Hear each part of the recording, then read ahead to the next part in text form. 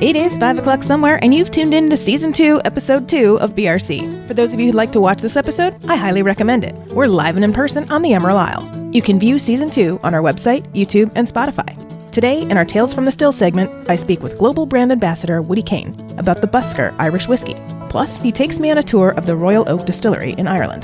Lastly, we taste through the Busker's core expressions.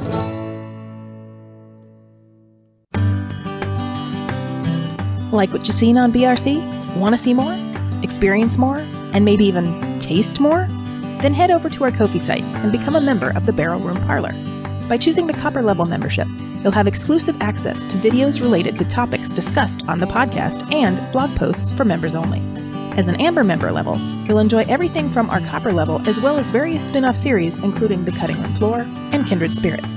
In addition, the Amber membership includes exclusive discounts to live in-person events. To join, visit www.barrelroomchronicles.com and click on Become a Member in the navigation bar. Or go straight to our Ko-fi site at ko-fi.com/BRC and click on the membership link. Once you've joined, you'll have access to everything your chosen level has to offer. You'll even be able to participate with the show by commenting on videos and other posts. Don't wait. Sign up today for exclusive content and event discounts in the Barrel Room Parlor.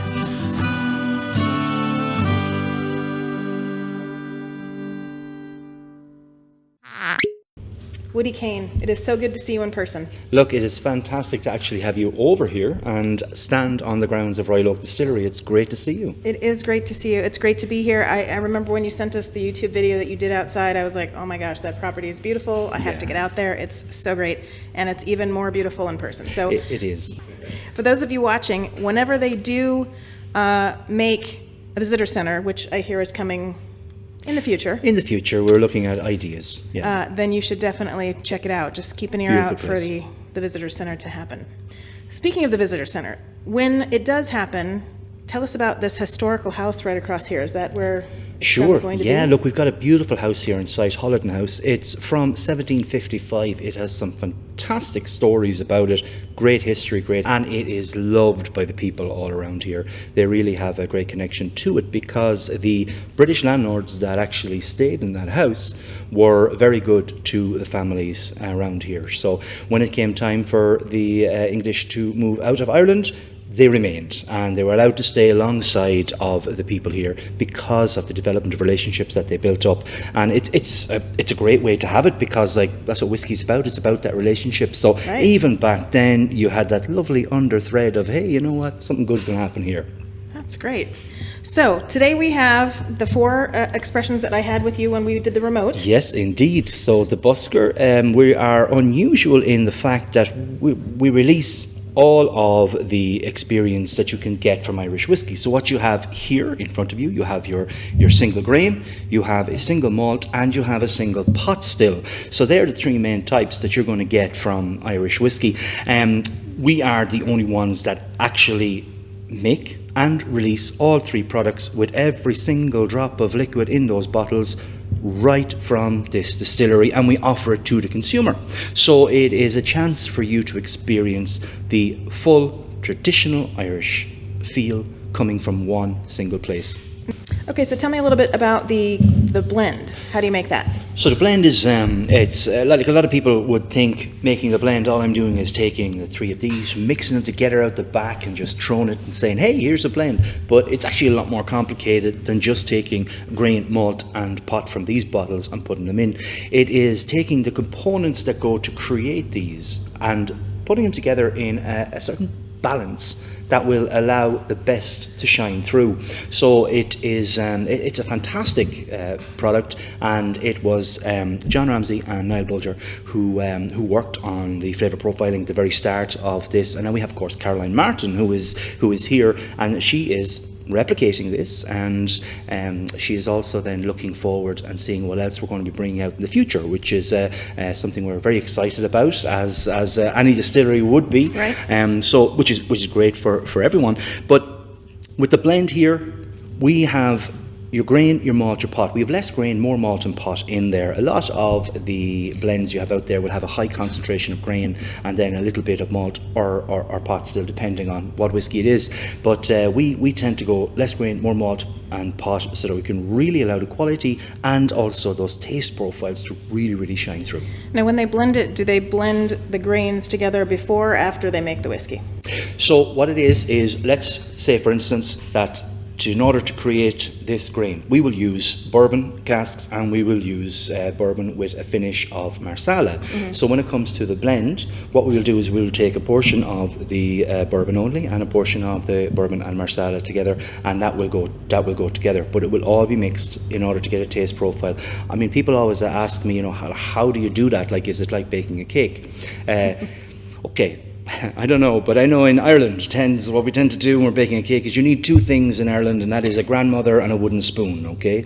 The grandmother is going to tell you how to do it, and the wooden spoon is to hit you if you don't get it right. So if you make a cake, there you go. So if you make a cake, what you're going to do is you're going to have a recipe. If you stick to that recipe 100%, you're going to end up with the same result every time, okay?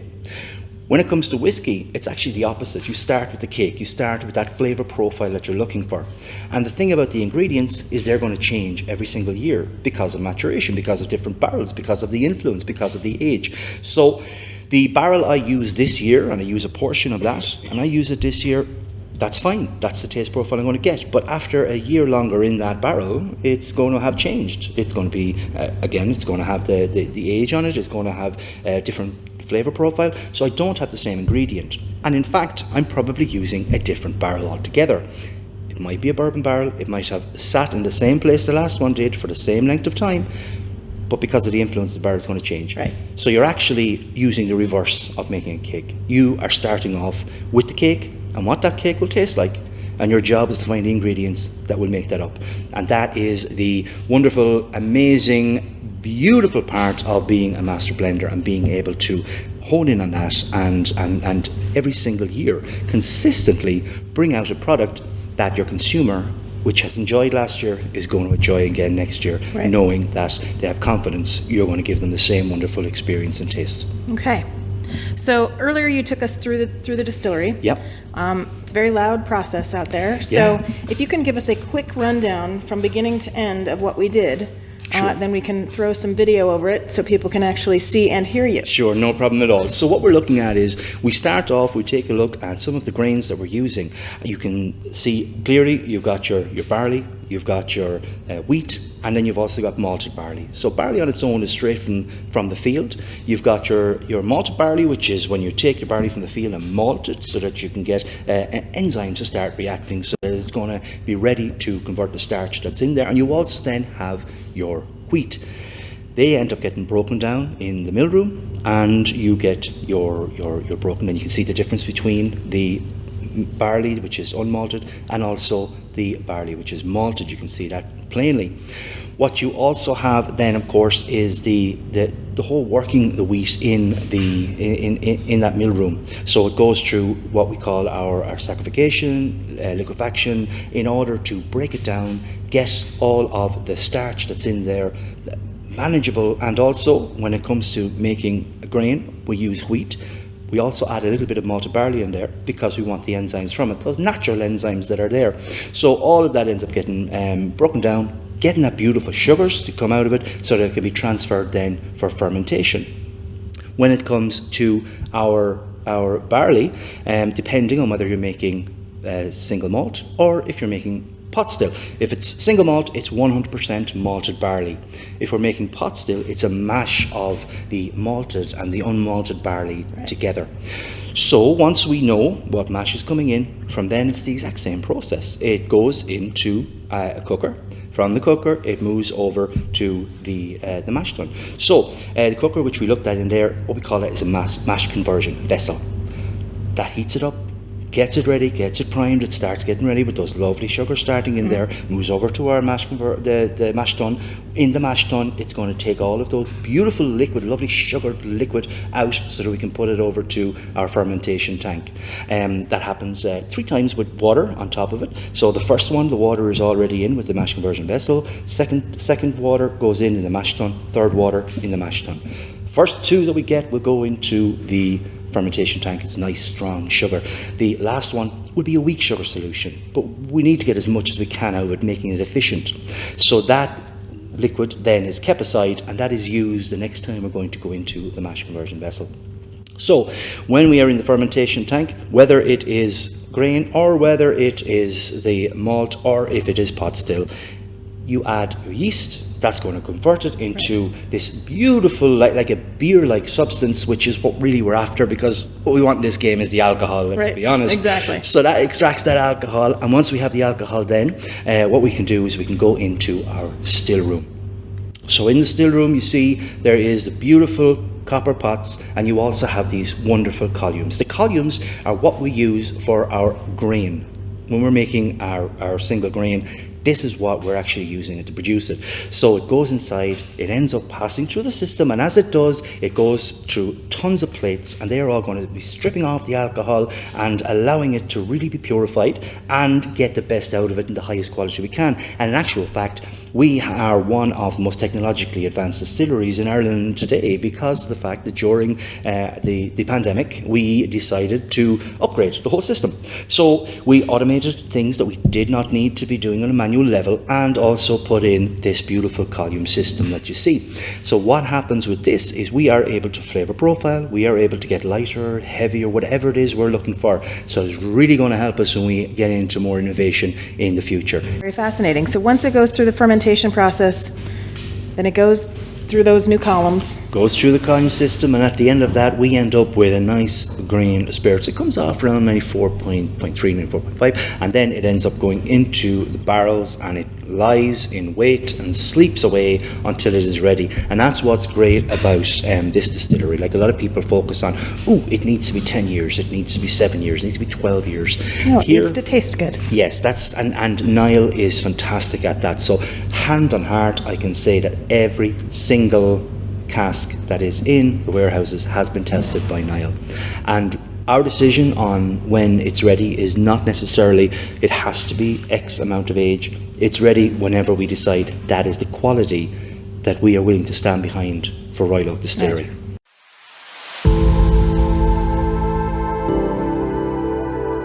You're very welcome here to Royal Oak Distillery in the heart of Ireland's ancient East.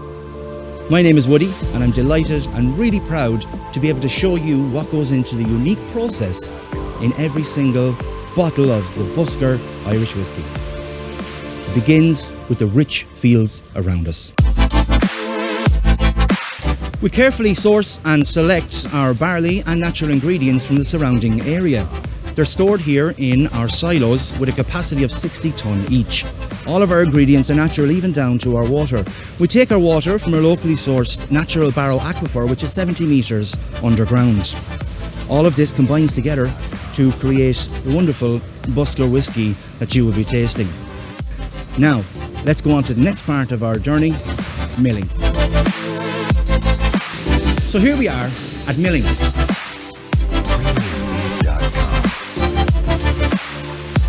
The mashing phase. What happens here is the barley enters the mash tun. As it comes along, it's combined with some hot water.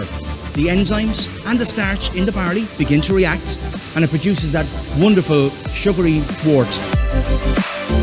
We take that wonderful sugary wort that was in the mash tun and transfer it to our fermentation tanks. As the transfer takes place, we cool it down, and when it's at the right temperature, we add yeast. Once the yeast is inside, the fermentation begins. That is when it's going to begin its wonderful journey on triple distillation in a place that is unique here to Royal Oak Distillery, our still house. So here in the still room, we have our column stills, which are used to make our grain whiskey. Not only that, we have these beautiful copper pots as well. So the distillation begins with that wort from outside being fermented, and it travels then into our wash still here. So as that fermented barley goes inside, we begin to heat it up.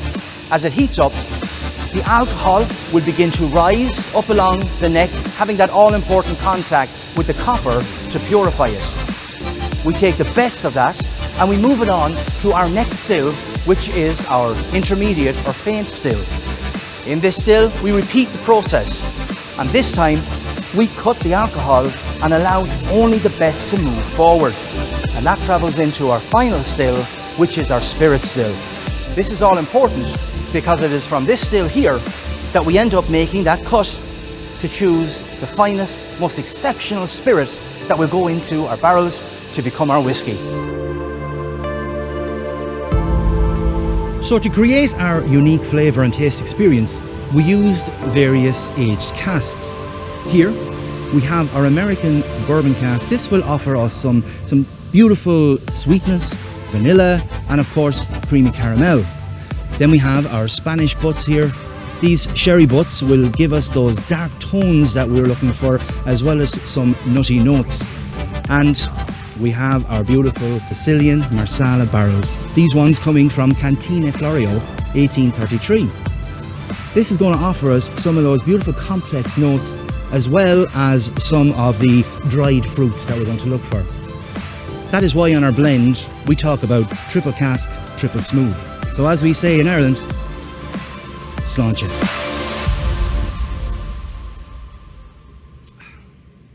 Well, let's taste some of this quality. All right, so let's take the grain. So we're going to start off with the grain. Here you go. So our grain, the influence here is bourbon and marsala cask. That's what we're looking at here. So what you got your beautiful bourbon cask, and you got marsala. When it comes to marsala in particular, it's very important not to go by age, because marsala can be quite strong. Yeah. So it's important to allow your experience and of course the nose and the taste to lead you to when it's ready. And the blessing of the marsala is that the owners of the company, Il Vassarono, also own Cantina Florio, which make marsala. It's the oldest winery in Sicily from 1833. And we are blessed to be able to get the finest casks directly from Florio straight here to the grounds of Royal Oak Distillery. So here it's sweetness abound. Oh, on the nose you got that beautiful, beautiful sort of caramel, that vanilla in there, a little bit of raisin in there as well. And I love the wine finish on this. It's just so good. Mouth is just an abundance of sweetness, and that fantastic, like a dried fruits there at the back, just like you're saying, like a wine sort of a feel to it as well. Beautiful, a beautiful whiskey. So I think I told you last time we spoke, you have the same name as my father, and every time we'd go to dinner somewhere fancy that had chicken marsala, he would get the chicken marsala. Every time. The rest of the family were getting like ribeyes and New York steak and some kind of fancy red meat. And we're like, Dad, why?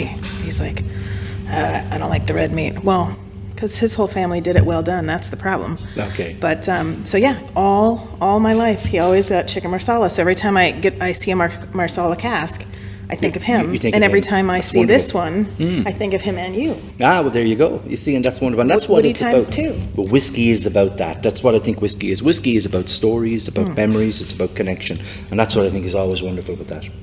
It's delicious. Yeah, no, it's fantastic. All right, what do we have next? So, we spoke about your grain. So now we're going to talk a little bit about the malt.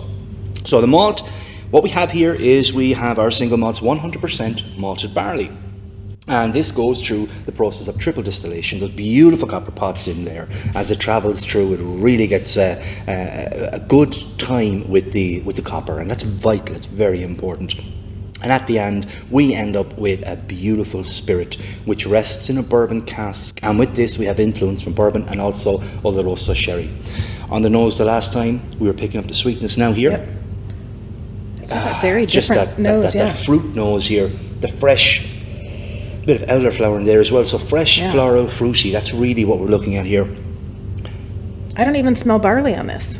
No. Okay, on the little note of a little bit of a grassy note I feel in there as well, and that would pick up me for the barley side of it. But even that sweetness, like a lot of people talk about some of that sweetness of the barley. When you tasted it inside, you got a feel of what that sweetness held, so you can see it coming through here. It's got a nice little bite on the palate, but then the finish is a little smoother.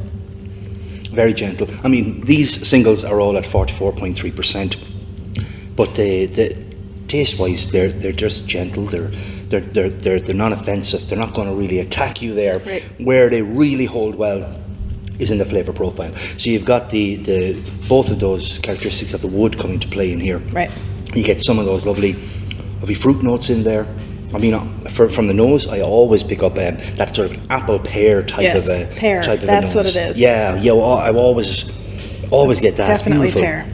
And then on the taste wise, I get that lovely creamy, nearly a buttery note in there.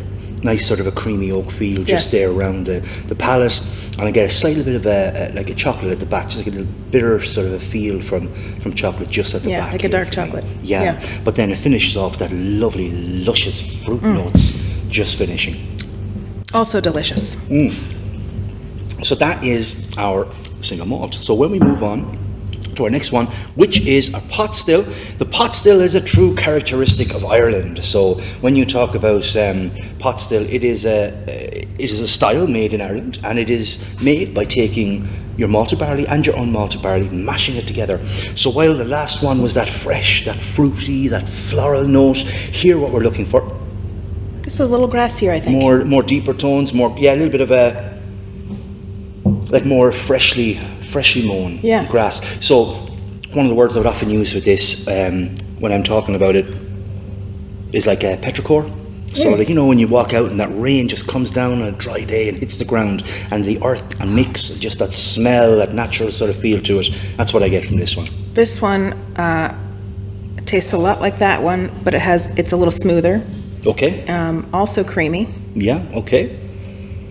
And a little bit more earthy. I often find the arterial notes in this are just fantastic. Like, get deeper notes of like dates, figs, that sort of side of the fruit feel. But what I love about this, and I wish we were actually doing a pot still run at the moment, because when you walk into the still house, when we're doing a pot still run, one of the notes you will pick up from the spirit itself is a chocolate orange note, and I always get this on the nose. I always pick it up, which I love, because a lot of people talk about the barrel being the biggest influence on the whiskey, but the fact that I've got chocolate orange in there, and just then with you the can spirit, get it in and here. then I feel it with this as well, really says, you know what? Yeah, you know, the spirit's here. Hello, I'm here. Taste me, and I really get this with that one. Yeah. I love this. That spice at the very start of this is just fantastic. Yeah, it's like this one, the spice hits you in the middle of the palate. This one hits you on the front of the tongue. Yes. It's like it kind of just shifts. Yeah, so this one you get that spice feel at the start, and that's the unmalted barley gives that. Yeah. You get that spice feel at the start. Some people get it there, a little bit up along the sides, but then you start to get into those darker sweet notes as well, like figs, like dates, and all of that as well in there. Absolutely. But it's a beautiful, beautiful one. I really love this. I like this. This is my moment when I think about, we're coming into it now, of course, the cold weather you've experienced here already. Yes. Which you love. It's I great. know, I do love, because at home it's really hot and it's starting to get humid, and mosquitoes moved in, and I can't wait for them to leave for the winter. Yeah, we don't have that. No.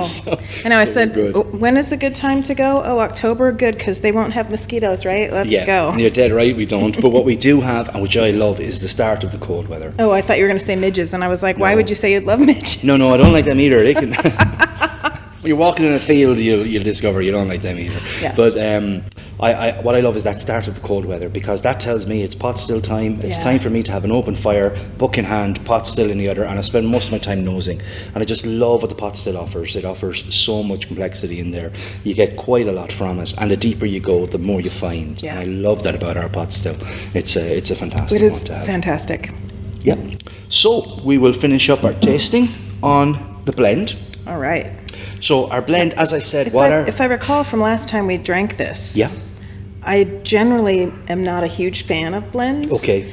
And I think that I looked at the bottles when they arrived, and I said, ooh, there's a green one, and I wanted that to be my favorite. And then I said, oh, it's the blend. I'm like, okay. And then when we tasted on the show, I was like, oh, that was my favorite. Yeah. That was a good year and a half ago, I think. I believe so. Yeah, so we'll see how my taste buds have changed, because this one is gone. I still have, I think these, actually at home, I think these two are empty and now on the Pride shelf. And then these two are still in the Pride cabinet for guests whenever they can come back. Very good, yeah. I mean, I've had to get 2 cabinets since the pandemic. Really? Yeah. Wow. Are we ready? Let's do this. All right, let's have a little taste. Oh, that's got a little, what is that on the nose? Hold on. I feel like there's a little strawberry on the nose. Okay. That's what I love about whiskey. People get so many different things. It all depends on what mood you're in, what sort of feeling you have, what you've eaten. I've never gotten strawberry before. Okay, but for me, I usually get tropical notes here. So when I pick maybe up, that's what it is. no, stick with your strawberry. Stick with Well, I mean, I am thinking Hawaii when I smell this. Okay, yeah. So for me, I get banana. I get a little bit of banana. I also. That's why, because I always have strawberry banana together. Okay, well there you go. That's what it is. Now just think of that and then just take the strawberries out. Whatever's left, that's what you got. I don't know. It's like a little bit. Well, if it's a really, really ripe banana, because it's a sweeter smell than a green banana. Yeah, there is a sweetness in there. So you still get the caramel and the vanilla in here as well. Still my favorite blend.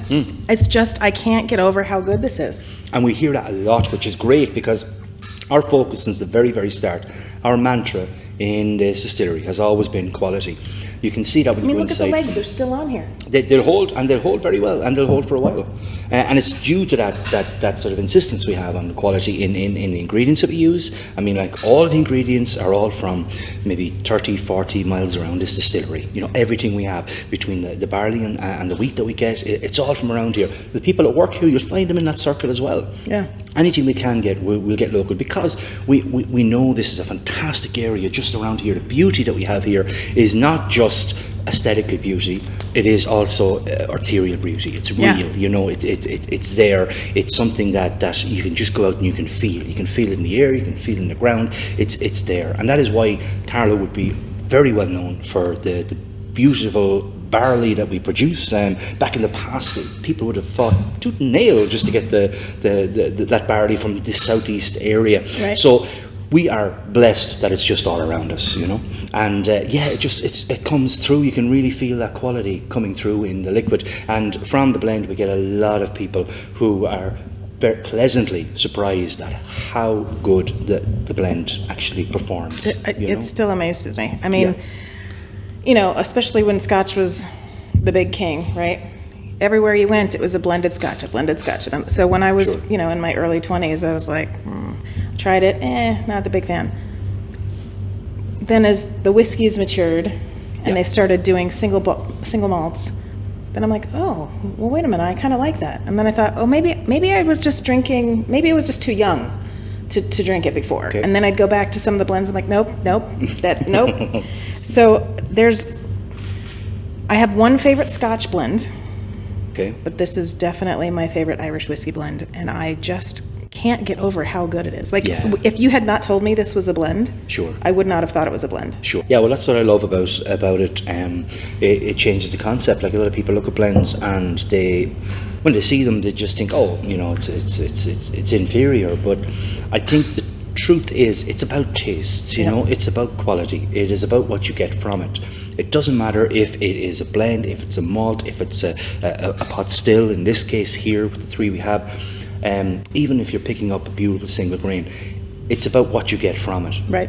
That's the main thing with it. Like with this, I mean, it's so smooth, it's so gentle, it's so easy to take. And what we're trying to do really is we're trying to get people to be able to see that the blend is what we start off with. When you start off drinking, you can't really afford to get the high end anything really. You might buy a blend. So if you're going, why don't you buy the best you can get? You taste that, you go, wow, that's amazing. And what I always like to say is, you go into a liquor store, okay, and you had the Busker blend, and you think, wow, that's fantastic. I'm actually going now to meet my prospective father-in-law, and I want to impress him. And then you think, oh, maybe I won't go to blend. I wonder if there's anything else.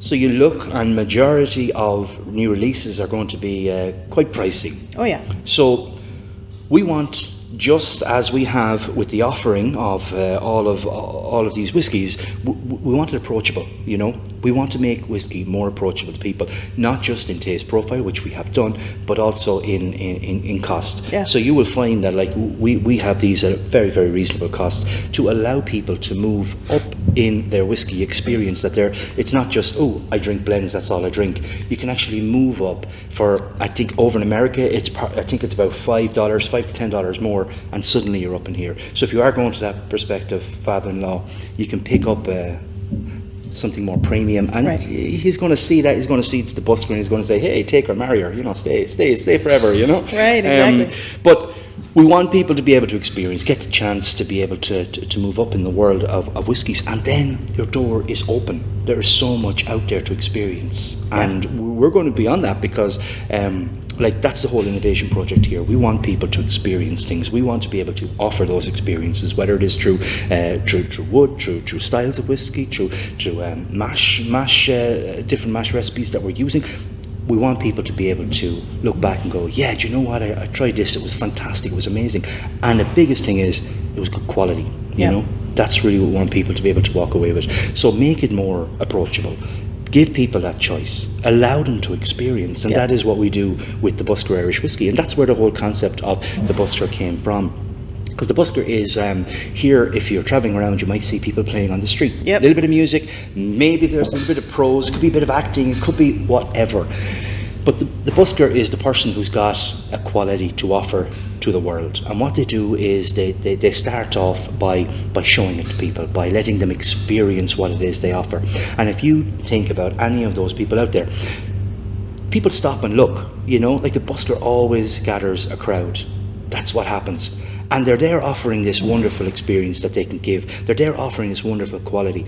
That is what we want to do. But if you think back to the great buskers of years back, you're looking at the likes of Bono and the Edge of U2. They started off as buskers. You've got like Codaline. You've got, at the moment, you have like Gavin James, who is really taking the world by storm at the moment. He started off as a busker. So yes, they have this quality to offer. Yes, they're happy to have it there in Ireland on that street, but it's more than that.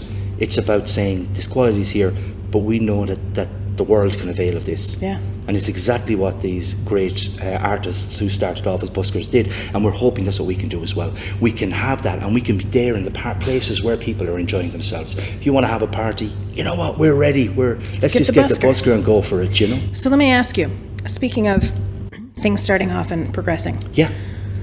What do you think's what's the 5-year plan right now? Are you guys gonna introduce any more flavors? Yes, we are going to, like, innovation is what we said. I mean, look, this distillery, it's like a playground, you know? You want to play. The swings are there, that's fine. Okay, everyone's going over the swings. Great, we have that. But like the slides are over there, you know, the roundabouts there, whatever it is that's there, we want to say, okay, well, let's see what we can do with it. So you're going to find that as we move on in years and you start to see things develop, you're going to see quite a lot happening. Even next year, we've got our plans on making a special release with a pot still. So it's all about taking a look at what we can do, what we can play with, and you know, just trying to give people what they're looking for, which is experience. That's great. So tell me more about Caroline and when she came on board and how things have changed or improved or... Sure. So it started off with John Ramsey. And John Ramsey, he was working with Niall and they were creating the flavour profiles along with the people here. And we were sort of seeing, you know, what is it that we're looking for? What is the voice of the busker? And this is how the range started off. So this will always be that range. That core range is what it is. Because once we offer that to the consumer, we said, this is what we have. Here we have a beautiful sweetness. In this malt we have the wonderful fruit notes. In the pot still we've got that spice playing, and of course in the blend we have that wonderful smoothness. That's what we always want to offer that to our consumer. But we want to offer more, you know. We don't want to just say every single year this is all we've got to put out there. People are hungry for something different. People are hungry for change of some kind, and they'll either like it or they won't, and that's fine, because we're going to have so much here, and Caroline is a big part of that. She's got some fantastic plans for the future. She was of course going to stick with what John had with that taste profile. She'll work on that, but as well on the back boiler she's been looking at different projects, looking at barrels, looking at some of the mash bills, looking at those as projects, as possibilities, and moving forward. That's what we're going to see. But she's been fantastic since she's joined. Herself and Niall they locked themselves away and won't tell us anything. So when did she join? Caroline started, it was this year, I believe. Gosh, I can't. No, it was before Christmas, wasn't it? Might have been before Christmas last year. I'm not 100% sure on that, I won't say, but she's here about a year. She's been doing some absolutely fantastic things. One of the big things that she's really pushing for is the training of the taste, how to work on a taste profile. So the full team are in, and she's training them all. She's working on it. Something simple like, let's say me and you sit down, okay? We've got two completely different backgrounds, okay? I've tasted things you may never have tasted, and vice versa. Right.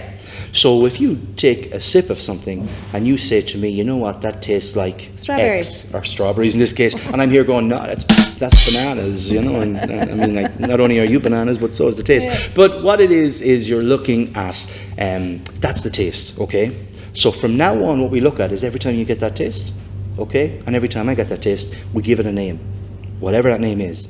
Maybe it is bananas, maybe it is strawberries. But every time I taste that banana note I get, I say to you, that's strawberry. So you understand that it's the same taste. That's sort of a thing. So has she put anything in a barrel yet that's innovative, that's in an experimental stage? Of course. Okay. And you can't tell me about that. Of course. All right. So yes, she has. Look, I mean, you know, herself and Niall are really working on some fantastic things down there, and it's great to see it. I mean, you walk in and it's just amazing to see them, and that's what I mean by like a playground. It's like they're at play, but this is serious play, and it's great to see. And it is perfect for the consumer because what we're going to be able to offer is it'll blow you away. Awesome. Woody, thank you. No problem at all. It's been a pleasure to actually As come always. here in person and Beautiful see place. you. It's great to have you here. And I can't wait to come back in a couple years and see what Carolina's cooked up. Here we go. That's all good.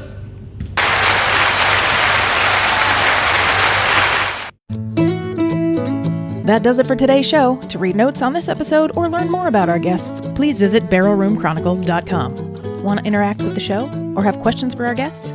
Then ask them on our socials or send us an email through our website. Or better yet, leave us a voicemail on our Anchor page, and your recording might be played in our new Speakeasy segment. If you like what you heard, please rate and subscribe to the podcast. If you really liked it and you want to show your support, buy us a whiskey through our Ko-fi site at ko-fi.com/BRC, or become an exclusive member of the Barrel Room Parlor, where you'll get exclusive content not seen anywhere else. If you work in the whiskey or spirits industry, or just have a deep passion for whiskey and want to share your spirits journey, register to be a guest through our website. Last but not least, please enjoy your spirits responsibly. Thanks for joining me. Until next time, Solanjeva. Barrel Room Chronicles is a production of First Reel Entertainment and is distributed by Anchor FM and is available on Spotify, Apple, Google, iHeartRadio, Amazon, or wherever you listen to your favorite podcasts.